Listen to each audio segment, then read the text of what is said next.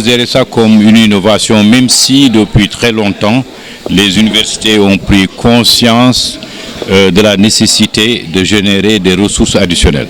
Vous savez, l'université Gaston Berger, comme un certain nombre d'universités dans notre pays, est une université publique.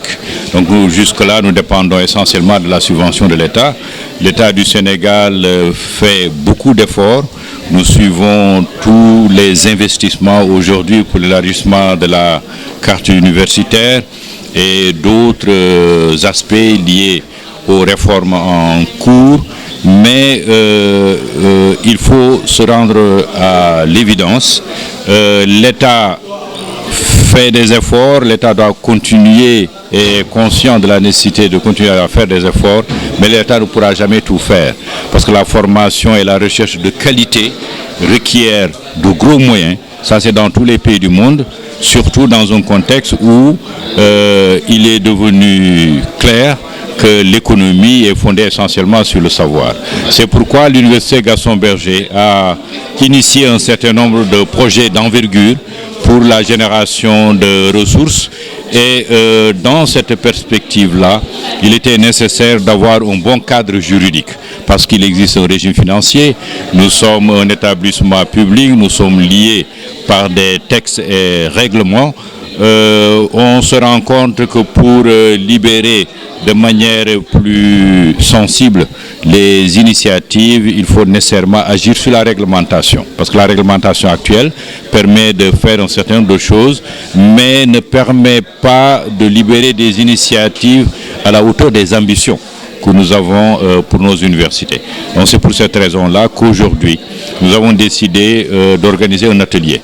Déjà, la direction des affaires juridiques et du contentieux de l'Université Gaston Berger de Saint-Louis, en rapport avec nos structures de génération de ressources, en rapport avec la direction de l'UFR des sciences juridiques et politiques, depuis plusieurs semaines, voire plusieurs mois, est en train de réfléchir. Ils ont bien déblayé le terrain. Mais nous avions besoin d'un atelier inclusif. Nous avons invité, vous avez vu, le ministère de l'Enseignement supérieur et de la Recherche, qui est notre ministère de tutelle, a envoyé une équipe de juristes. Nous avons le ministère de l'Industrie et des Mines. Nous avons l'honneur d'avoir le président du conseil d'administration de l'autorité nationale d'assurance qualité. Nous avons le rectorat de l'université Cheikh Anta Diop qui a envoyé le secrétaire général et sa direction des finances et beaucoup d'autres acteurs. La rencontre témoigne des objectifs que nous avons autour de la réforme de l'enseignement supérieur au Sénégal.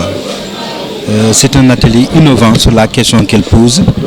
C'est comment rendre nos universités autonomes et leur permettre de pouvoir mener leurs activités en dehors d'autres contraintes financières.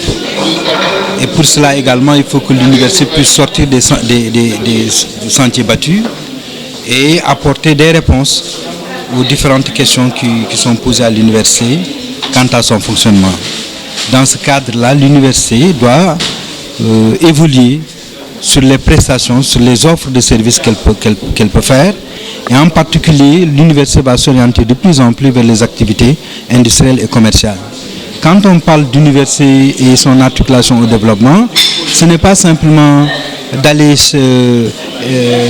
attendre qu'on vienne nous faire des commandes, mais c'est que l'université doit être aussi capable de faire une offre et que dans cette offre-là, qu'elle puisse participer réellement au développement économique et social du pays.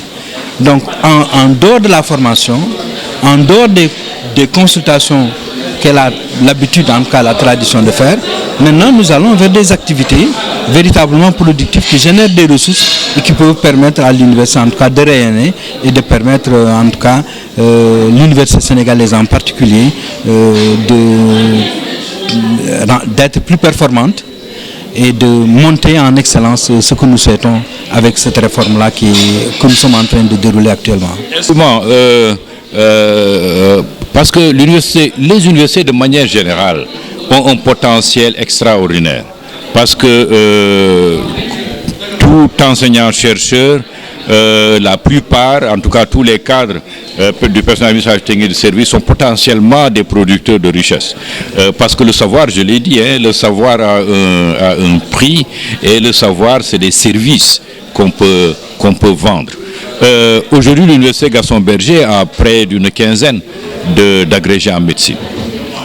Beaucoup de gens de la Mauritanie, de la vallée du fleuve Sénégal jusqu'à Bakel passent devant la porte de l'université pour aller jusqu'à Dakar, pour avoir accès à des consultations, à des soins de qualité, notamment en ce qui concerne les consultations d'exploration.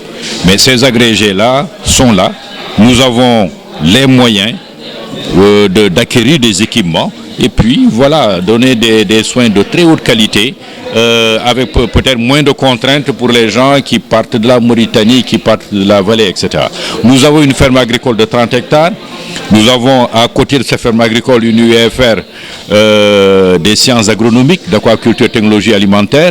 C'est des gens qui sont des docteurs dans ces domaines-là. Donc, en matière de production animale et production végétale, c'est des gens qui peuvent gérer énormément de choses.